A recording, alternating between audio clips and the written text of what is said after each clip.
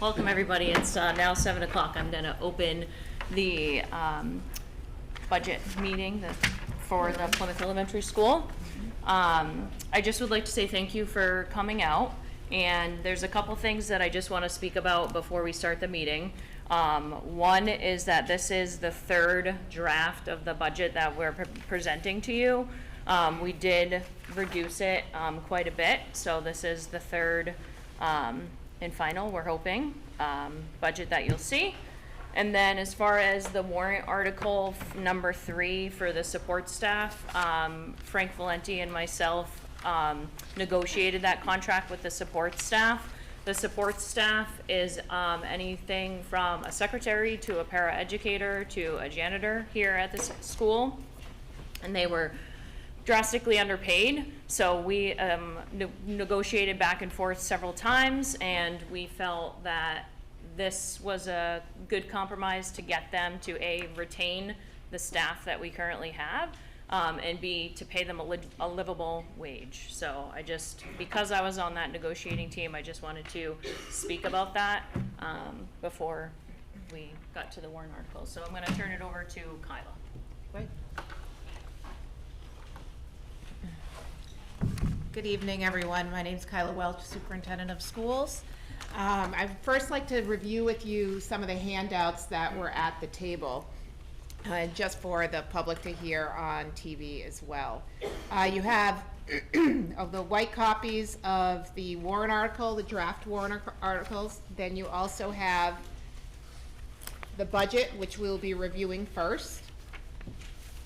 In pink, you have a graph of the portions of the budget for each function. In yellow, you have a history of the enrollment here at Plymouth Elementary School. In green, you have the assessment history. In goldenrod, you have the special education enrollment history. It's interesting to note, you'll see a significant increase from last year to this year. 72 children with students with disabilities last year. We have 101 students this year. So that is a significant change, significant increase in your budget as well. Also a breakdown in blue of special education costs, typically under special education, which is the 1200 account, accounts for most of it, but really it's spread out among a number of budget line items, so it's just broken out in this sheet for just better clarification. You have some historical charts, one around retirement rates, another one around the 20-year history of medical rates. You will notice that your medical rates, basically the two big increases in the Plymouth budget is the medical increases and special education. And you will see the history of the medical rates here. And then we're also part of a larger pool. So members of the local group include all of the SAU 48 schools, the town of Plymouth, Plymouth Village and Village Water and Sewer, town of Rumney, town of Thornton, and the town of Waterville Valley. This sheet here, it's hard to explain, but it's a white one. It says estimated tax impact, so that's on some of the warrant articles. And then lastly, there is a summary of services for the SAU office. Some folks ask what we do over at the SAU office, and then these are our obligations that we service to all of the districts in SAU 48. So those are all of your resources. Those will be online tomorrow after the budget hearing. I'm going to first bring your attention to the appropriations, so the big packet, and then we're going to review the last page, which is the estimated revenue. So it looks like this page here. So in general, the first line there is your general fund balance. Last year was $293,109. The board has already committed for next year $118,000 of the the retained fund balance, and that's a portion of what they have. Other pieces, revenue from state sources, catastrophic aid. Catastrophic aid are for students with disabilities that exceed the tuition by 3.5 times. You can recoup for some of the funds. There is none projected for next year at this point. Adequate education grant is your adequacy number.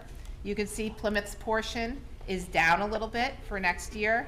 And really that's a formula based on your ADM, your average daily membership, as well as other pieces, including your free and reduced lunch, your poverty rate, proficiency in reading, and a number of other factors that go into the state formula. You can see that's been challenged at a state level, but there should be no impact for next year at this point. Security grant, that was a grant we received a few years back, so there's nothing there. National Forest Reserve is $2,000. Medicaid, you'll see a reimbursement of $60,000. So if students with disabilities are Medicaid eligible, you can recoup for certain services such as speech and language, physical therapy, rehabilitative assistance, and other services as necessary. Local revenue other than taxes, your regular education tuition. So those are kids that live in other towns that pay to come to Plymouth Elementary in the K through 8 setting. Your special ed tuition, you have 2 behavioral programs here at Plymouth Elementary. That is your tuition for those students to come in to Plymouth to receive those services. Preschool assist, that is your special ed services from other schools that impact the preschool. So you have a local preschool here with students from other towns, ages 3 through 5, that come here, and that's the charge that you receive back from the other towns. Earnings on investment is 1. PEP tuition, so that is your preschool tuition. Reimbursement for bilingual services. You'll notice a significant decrease. Last year, you had an English language learner teacher that was here where a portion of the students were serviced out of Plymouth. The other towns would kick back reimbursement because it was shared personnel. This year specifically, the caseload for students who require services for other languages have increased so much that you have a dedicated teacher for Plymouth Elementary School. So you will no longer be receiving reimbursement from other towns for that position. So that is a loss of revenue. Last year you voted to transfer $50,000 from the cap reserve. So you see there's 0 there now. It's in the warrant article to do that again, so that wouldn't be reflected until the budget is approved at the district meeting. You'd see that number after that piece. And then the transfer from capital reserve fund is 0 at this point. Again, that's from a warrant article if you get that voted in. Federal fund revenue, so these are your federal grants that you receive. Title II reimbursement is 1. IDEA is a special education grant.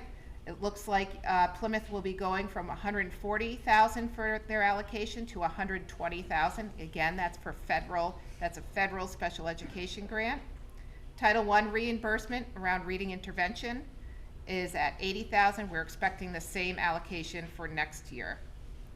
Food service revenue, which is the hot lunch program, the revenue expected to be stable at $195,000. And then you'll see the total school revenue and credits. So you see your revenue is down. And then with the appropriations from the regular budget, you'll see the dollar change in net assessed valuation per 1,000 is 88 cents.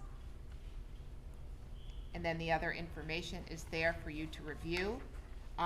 Tanya Orlando, the principal, will be now going through the appropriations, which is the rest of the packet, in regards to significant increases and decreases.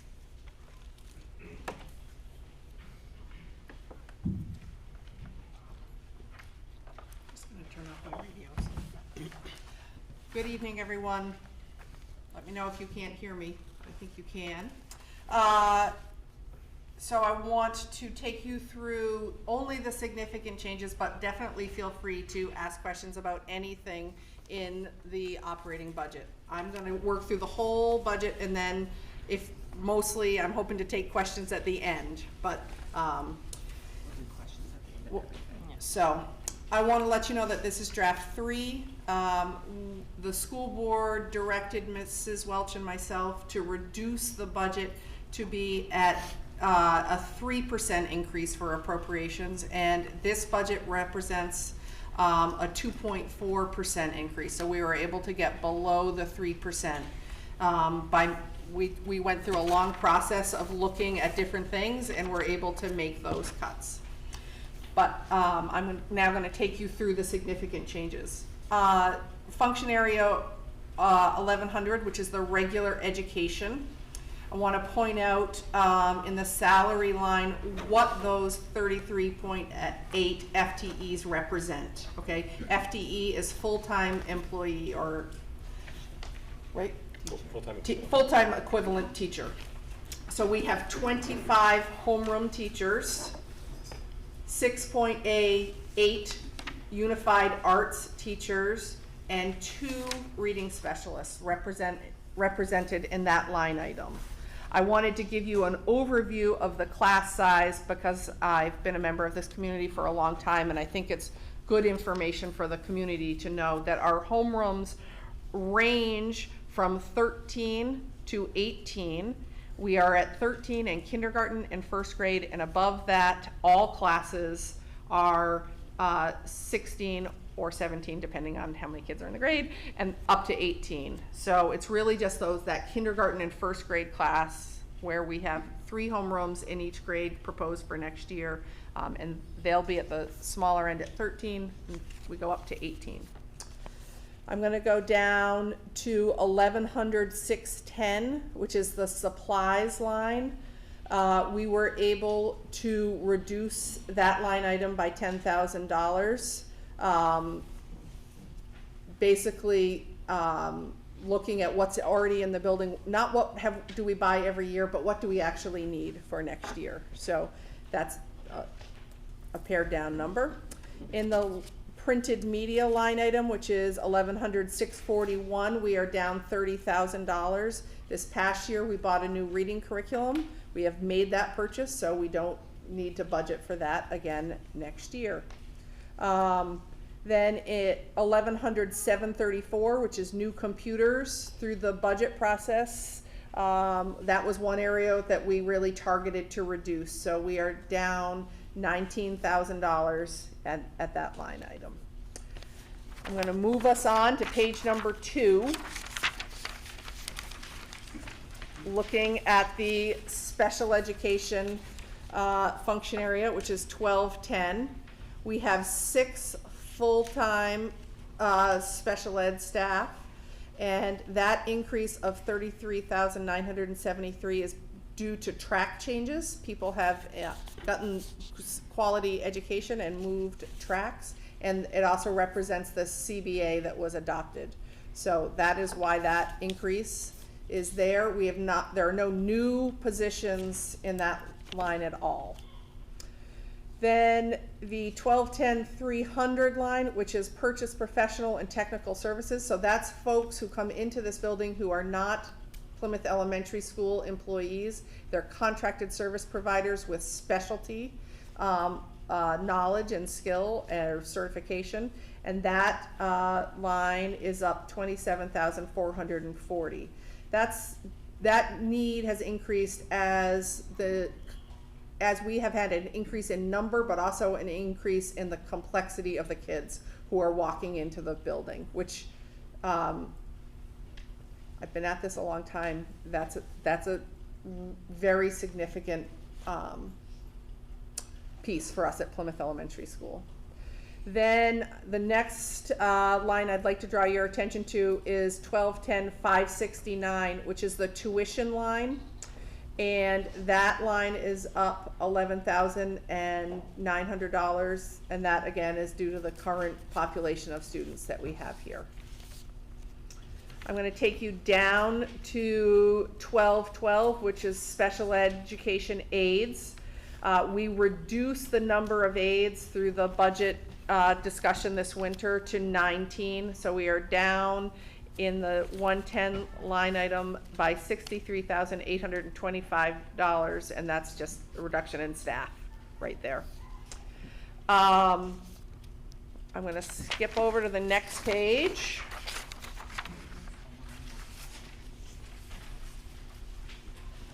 Far left, okay. So, line item 87, which is the salaries for extended school year, that is up by 1,754, and that's due to the needs of kids. That's why that's up, kids who need, qualify for extended school year. Down at line 96, which is 1260, Mrs. Welch already referenced, I guess it's 97, the fact that we used to be able to bill out to other schools for our ESOL teacher. We now need all of her services in our building. So that is represented here. It's also represented as a decrease in the revenue on the revenue page. Line item 108, which is co-curricular salaries. There's an increase of $3,400 there, and that's due to the negotiated CBA for those co-curricular positions. Line 119, which is school sports, school-sponsored athletics. That line is up $15,000, and that again is negotiated through the CBA with the teachers. So that is why that is up. On to the next page, but I'm going to pause so people can turn the page and so that I'm not talking too fast. I want to draw your attention to line 135. That is the after-school program. The rec department, through our negotiations this winter, are very thankful for our partnership, but they have said that these funds are no longer needed, and I'd just like to go on record as saying thank you to the rec department. Our partnership with them is a fantastic opportunity for kids. They will continue to offer the clubs that they are offering, but they no longer need that $30,000. Next is line 138, which is the salaries for preschool, and that is up $48,892, and that is due to staff changes. We have made some staff changes in the last year. I will note that those staff changes also affected line 144, which is the retirement. The staff there have been in the system much longer, so that's why that is represented there. Down in the school counseling, there's an increase at line 157 of $2,791, and that's due to the CBA negotiations. I'm going to skip down to the section about the school nurse and reference line 176. That increase of $3,303 is due to the contract that we have with Spirit Memorial Hospital, and that is for staffing, which we've needed recently, so I'm very thankful that we have a school nurse on the premises. Going to turn the page and reference the area, or the function area psychological services. You'll notice that line 184 does have an increase of $11,900, and that is a market adjustment for the services provided there. So I'm going to move down to speech pathology services. There's a decrease of $4,034. That is not a decrease in services. There's been a staff change there, so that's why that is a decrease. That is also those folks there are also represented in the CBA. So I'm going to move down to line 202, which is purchase professional and tech services in the area of speech pathology. So you'll notice an increase there of $62,042, and that's for students who are deaf or hard of hearing and the specialized instruction and services they need, and that's based on student need. Then speech pathology aid, which is line 208. You'll notice a decrease in the salary line, down $8,470. That represents both a reduction in time and a change of staffing. So, and then I'm gonna take you all the way down to line 221, under occupational therapy services. There's an increase of $18,008, and that's the increase of complex kids in this building and their needs.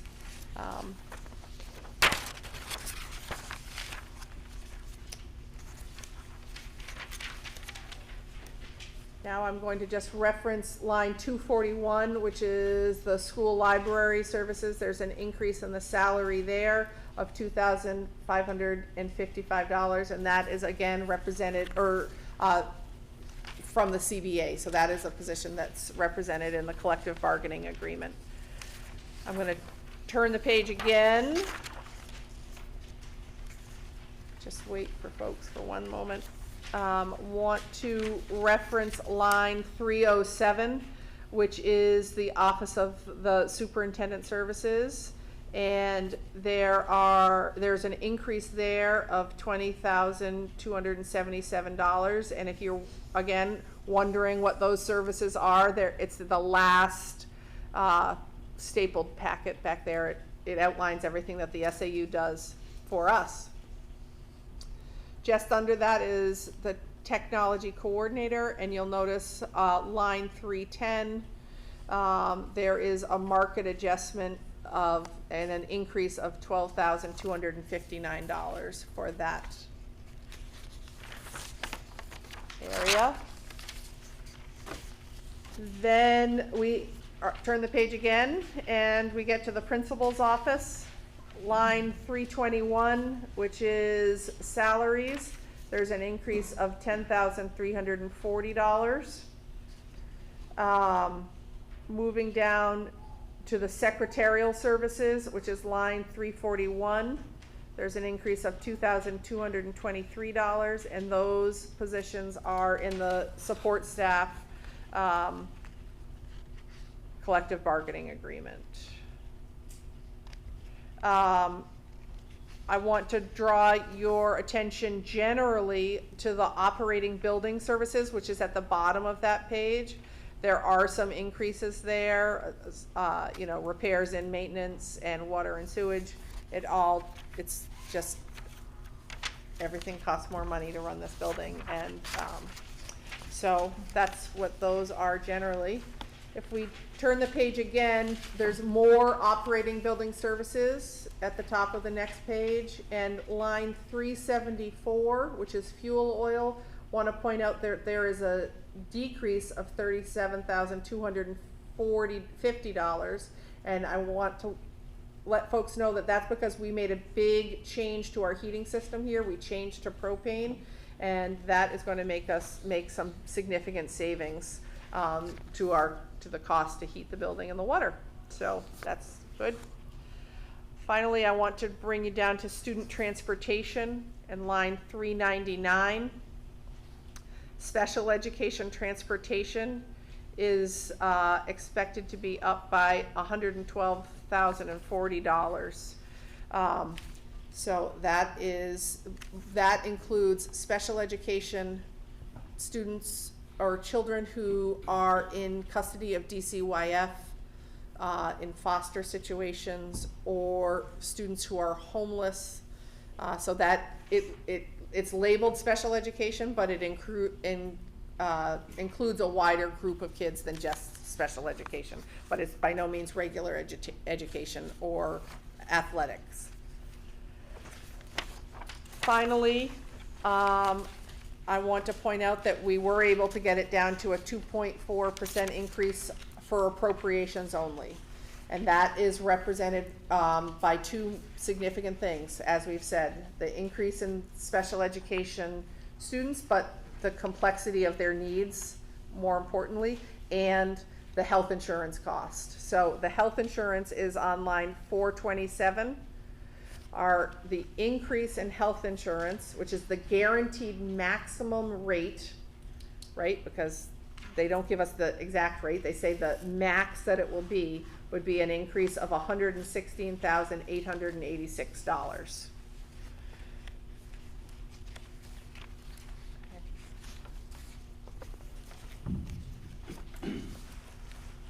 And I think it's important, Tanya, to note that special ed services are something that the school has no control over. By law, we have to provide those services to those students, so we have no, you can't cut those essentially. So it's confusing for some people, but it is not something that the school can cut. It's services that we must provide by law to the students. So I think it's important to note that. And it's important to note that recent legislation, there's more put on the local taxpayers around special education. So foster care, and other, in that piece has increased just naturally, even with students that may not even be in attendance at this building.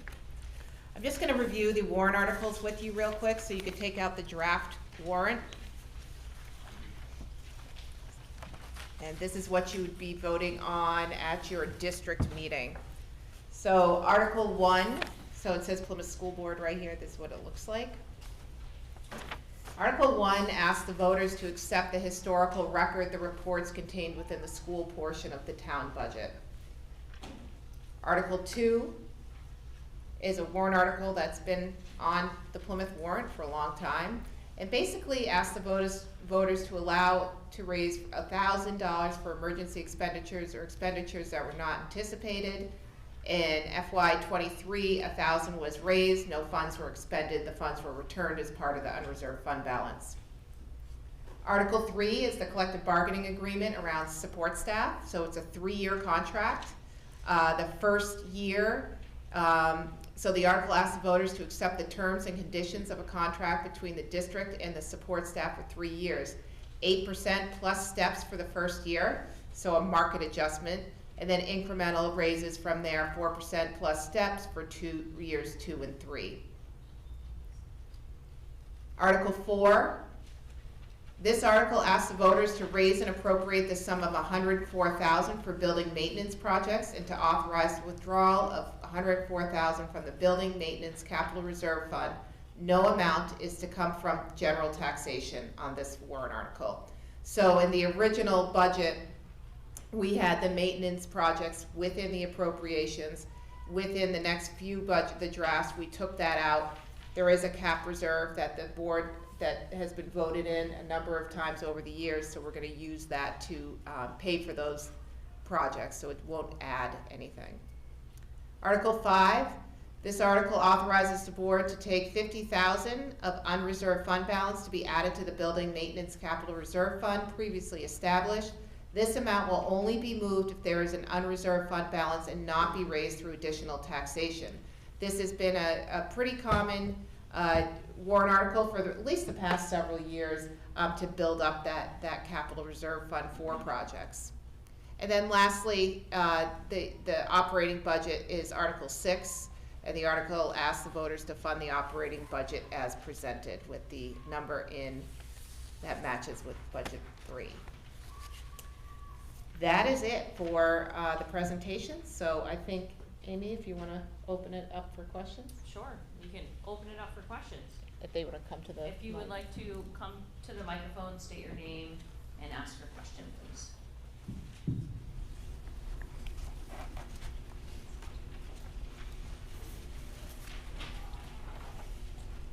Good evening, Jenny Tebow here. 3 small questions. One's not a question, one is just a comment stating that I think it's really important to acknowledge how far down we came. At the school board meetings, we were asking for 3 to 3.5%, and even with the support staff collective bargaining, you guys were able to make it to 2.4, and that's really impressive, so thank you. Second question is, when you talk about the fuel oil, is the amount that's in there that's we're being charged, even though it's down, is that the propane? Okay. And then summer school is on here, but with no money attached. Yeah, I can add. And I was just wondering, are we not doing summer school, or does that come from other places? That's a line that's been left over for at least a decade that has had $1 or 0 in it. So years ago, there used to be a separate summer school other than extended school year. Okay, that's what I wasn't that sure. was in there, so we just haven't used that line. Okay. But there are opportunities for summer programming. All right, through thank the you. school year.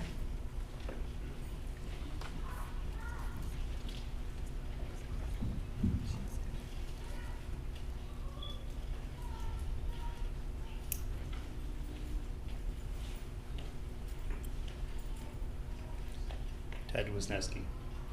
On Article 3, the support staff collective bargaining agreement, is that included in your 2.4%? No, it would be in addition to. So 2.4 is the appropriations. You vote on the collective bargaining agreement separately, and then it would be put in after that. So it would be in addition to, and it's on the tax impact sheet as well. In Article 6, the operating budget is for $10,621,000 and change. What would be the effect if that were voted down? Would it revert to the current budget, or would it, what would happen? So it's not specified. So in a traditional meeting, town meeting style form of government, which we have here for the Plymouth School District, it's not a yes or no vote on the budget. The budget's proposed, and at the meeting, it can be discussed. It may be amended. If it were amended, that would require a vote of the legislative body, the people, the voters in attendance, and then whatever the number settles on, that would be a yes or no. It is possible that the vote could be no on whatever number goes, and that would start the whole process over. And it wouldn't revert to a default budget per se, like an SB2 form, Okay. but the process would have to start over. Clarification on preschool salaries, 48,892 increase on salaries. Is that a result of hiring someone new? And if not, could you explain how that happens? So that is a staff exchange, so a teacher from a different grade was reassigned there, and it's just based on their salary, on their steps in the matrix. So it's an in-house change. Okay, thank you. Yep.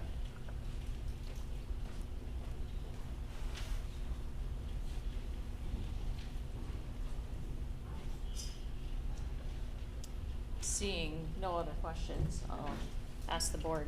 Oh, you got Oh, one more. I'm just kidding. Yeah, sorry. I just really didn't want to have to go to them. Oh. All right, so I have 3 questions. My name is Marcy Wisniewski.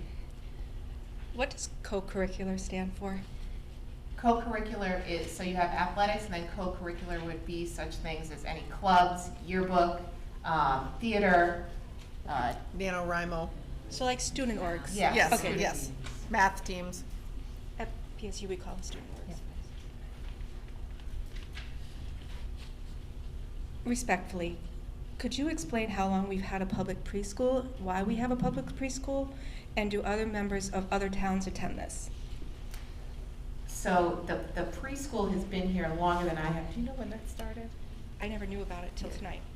Oh, really? Yeah. Yeah, so it's. Sorry. No, that's okay. We have, in SAU 48, there are 2 preschools, one located at Campton and one located at Plymouth. And I'm gonna have Freya, do you wanna talk? I don't remember when it At least 25 years. Yeah. Okay, but is it just Plymouth people, or is it? No, so folks from other towns can pay to come to this building as well. Okay. There's many special ed services Okay. that get serviced through the program here, and then Plymouth District gets reimbursed Okay. for the team that services those students. I can address that also, in that it was started because by law, we have to provide services for special needs children at age 3. And at that time, we were sending children out and paying for them to go to preschools around town or in different towns, and it became cost prohibitive and we weren't able to get spots, so that's why it started here, and it started for special ed students, and then we bring in other children to help Is it all special ed? no, we bring in Okay. other children, pay tuition Okay. And it's part-time. Part-time? to offset some of the costs. My next question might sound a little rude, but it's not intended to be. Okay. So I've attended a couple of the school board meetings, because I sometimes come along with my husband. In one of them, you addressed that there was a grant-funded position for a reading specialist. Is that grant-funded position now on the operating salary line? And can you address that a little bit more to the audience so that they know what is that, 23 or 27,000 or something like that? It was, I just think that that would be an important thing, and I have some addendums also to that. When considering this grant-funded position, did anyone think about, or did anyone try to renew the grant or write another grant? I would like that answered too. So through the budget process this winter, the community had many conversations at the school board meetings and made the decision to not fill a retirement position. So we have a teacher retiring and we are not filling that position. Okay. And the decision was made at that point also to keep the reading specialist instead as a part. I think I will speak to the board and say I think the reading need in the building is quite high, so trying to meet many kids' needs at that point. I want to also just say that the position originally was funded through ESSER money, and that money is gone, will be gone in What is ESSER money? COVID money will be Thank you. done, September of this coming year, okay? We already fund our one reading specialist and some other, pieces within the building with grants, Title I grant. There has been some thought about, is there a grant? Right now, we don't see that grant. It has not, we haven't seen the right grant. If Okay. that thought did definitely enter our brain. So what I'm hearing is that there was a savings from the retirement person to this. Do you happen to know that amount, or an approximate of at least? Did it save us 10,000? Does that question make sense? I think it's in the budget, right? Is it? There's a lot of, Well, there's a lot of class, handouts. by not filling the classroom position or the homeroom position, that was a saving of $83,136. 83? 83. Does that include health insurance? No, that does not include health insurance. And we're not gonna bring up individual health. Right, so we're Thank not gonna you. speak to that. Okay. Okay. Thank you. Thank you for the question. That was a good question. Say there's I didn't answer part of your question, but Campton Elementary School also has a preschool, and they bring in kids from more of the northern towns in FA 48. Yes, thank you.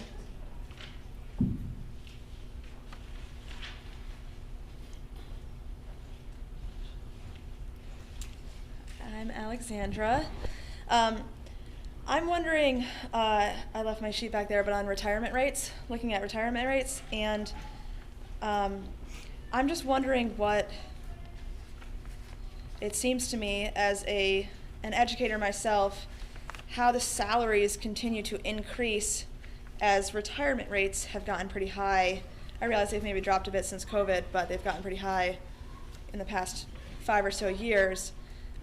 It seems to me that if you're hiring younger educators, it seems like your budget would go down as people retire and you hire young people. I guess, unless you're adding on more salary people, it seems like the FTE is staying about the same. I don't know if you can speak to that. Thanks. So just when you first said retirement rates, I thought you were talking about the New Hampshire retirement system. So but I think you were talking about the rates at which employees are retiring from active service. We actually haven't had a lot of that. I know that many districts have. We didn't have anyone this past year. Yes, Wait, oh, that wasn't 2 years ago? I apologize. Yeah. Okay. And we did hire it. And they were hired at a lower, the replacements that were hired for the 2 that, I was wrong, we did hire 2 retirements last year, and people that came in to replace them were at lower step than the people who retired. But the difference may be offset by the approved increase in the collective bargaining for the remaining staff, so that's why it may not go down.